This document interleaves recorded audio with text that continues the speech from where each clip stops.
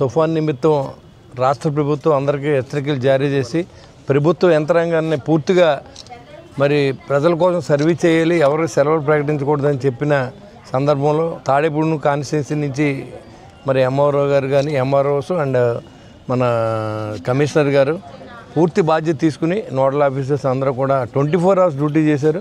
వాళ్ళందరికీ ముందుగా వాళ్ళకి కృతజ్ఞత తెలియజేస్తా ఉన్నాం. ఎందుకంటే చాలామంది గవర్నమెంట్ అధికారులు మనం ఏదో జీతం తీసుకుంటాం కాబట్టి ఏదో మచ్చరేసుకు వెళ్ళిపోతారు. అలా కాకుండా ప్రభుత్వ నిబంధనల మేరకు ప్రజల క్షేమం దృష్టిలో పెట్టుకుని ఈ కార్యక్రమాలన్నీ చేసినందుకు వారికి ఫస్ట్గా అభినందన తెలియజేస్తూ మరి ఎందుకంటే ఏదైతే తుఫాను మనకి విధ్వంసం చేయకుండా భగవంతుడు ఆశీస్సులతో అందరూ బయటపడ్డాం.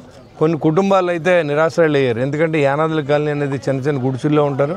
ఈ వర్షానికి కూడా వాళ్ళ గుడిసెలు పడిపోయే పరిస్థితి కాబట్టి వాళ్ళందరినీ తీసుకొచ్చి మన జిల్లా పరిషత్ స్కూల్లో ఉన్నత పాఠశాలలో ఇక్కడ పెట్టి వారికి భోజనాలు ఏర్పాటు చేయడం జరిగింది. మరి ఇవన్నీ కూడా ప్రభుత్వం కొన్ని చేసినా కొన్ని మనం చేయవలసిన అవసరం ఉంటుంది. ప్రజలు కూడా స్పందన ఇక్కడ ఉన్నటువంటి ఎర్ర సీను కానీ అక్కడ మా ఇన్ఛార్జ్ రూరల్లో కూడా మరి జగన్నాథపురం, రావిపాడు, అదేవిధంగా పరిబెళ్ళ, అప్పారావుపేట, జగన్నాథపురం ఈ గ్రామాల్లో కొంతమందిని దాదాపు 100 కుటుంబాలు మనం వాళ్ళ పునరావాసం కల్పించడం, వారి భోజనాలు ఏర్పాట్లు కానీ అన్నీ చేయడం జరిగింది.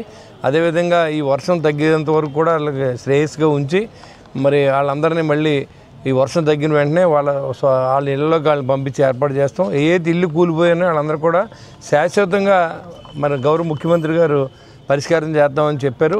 దాని ప్రకారం వాళ్ళందరికీ ఇల్లు ఇచ్చి బాధ్యతను కూడా ప్రభుత్వం తీసుకుంది.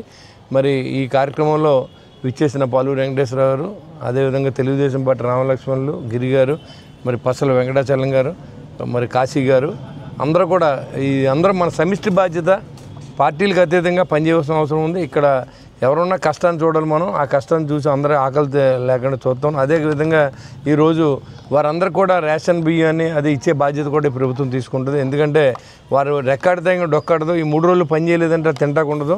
కాబట్టి వారందరికీ ఎవరైతే ఇబ్బందులు ఉన్నారో కుటుంబాలు ఐడెంటిఫై చేసి 100 కుటుంబాలు ఉంటాయి. ఆ 100 కుటుంబాలకు కూడా రేషన్ సరుకులు అన్నీ కూడా ఫ్రీగా ఇచ్చే బాధ్యతనే ప్రభుత్వం తీసుకుని నేను కలెక్టర్ గారితో మాట్లాడి జిల్లా మంత్రి గారితో మాట్లాడి అవన్నీ కూడా ఇవాళ సాయంత్రానికి రేపు అరేంజ్ చేస్తామని కూడా తెలియజేస్తా ఉన్నాం. వర్షం మళ్ళీ ఇలా వస్తూ ఉంది కాబట్టి ఎవరు భయపడద్దు.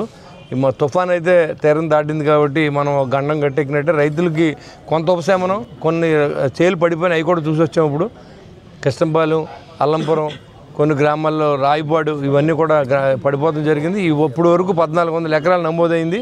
ఇంకా ఎంత ఉందో కూడా లెక్కేసి డ్యామేజ్ ఏం జరిగింది అనేది రైతు నష్టపోకుండా ఈ ప్రభుత్వం ఆధునిక విధంగా మనం అందరూ డిజాస్టర్ మేనేజ్మెంట్ కూడా తెలియజేస్తాం. ఇవన్నీ కూడా నివేదికలు ఎప్పుడెప్పుడు పంపుతూ ఉన్నాం. ఈరోజు ఇప్పుడు వరకు వచ్చింది 1400. ఈ గాలి ఈ వర్షం ఉంటే ఇంకా ఉన్న చేలు కూడా పాడవుతాయి కాబట్టి ఖచ్చితంగా అవి కూడా పాడైన తర్వాత ఎంతో కొంత మన ప్రభుత్వం ఆదుకునే విధంగా చూడాలని చెప్పి కూడా నేను రిక్వెస్ట్ చేస్తూ ఉన్నాను. Thank you very much. ఏర్పాటు చేయడం జరిగింది. ఆ వార్డు ఇన్ఛార్జ్ ఎర్రాసీను, అక్కడ ఉన్న వార్డు కమిటీ సభ్యులందరూ కూడా మరి ఇక్కడ ఏర్పాటు చేయడం, ఏదైతే ఈ వార్డు ఇన్ఛార్జీలు ఎన్డీఏ కూటమి సభ్యులందరూ కూడా పట్టణాన్ని కానీ నియోజకవర్గంలో కానీ మరి ఎమ్మెల్యే బొలిశెట్టి శ్రీనివాస్ గారి ఆదేశాలు మేము అందరూ కూడా మేము ముందుంటాం. ఎవరికైనా తెలియకపోతే మా అందరికీ తెలియజేయండి. కంపల్సరీగా మిమ్మల్ని ఆదుకోవడానికి మేము ఎప్పుడు కూడా ముందుంటామని కోరుకుంటూ ఎన్డీఏ పక్షాన్ని ఎప్పుడు కూడా ఎవరికి కూడా ఇబ్బంది కలగకూడదని మా ఎమ్మెల్యే గారు మరి అధికారులు కూడా పర్యవేక్షిస్తున్నారు. వాళ్ళందరికీ కూడా ధన్యవాదాలు తెలియజేసుకుంటున్నాం.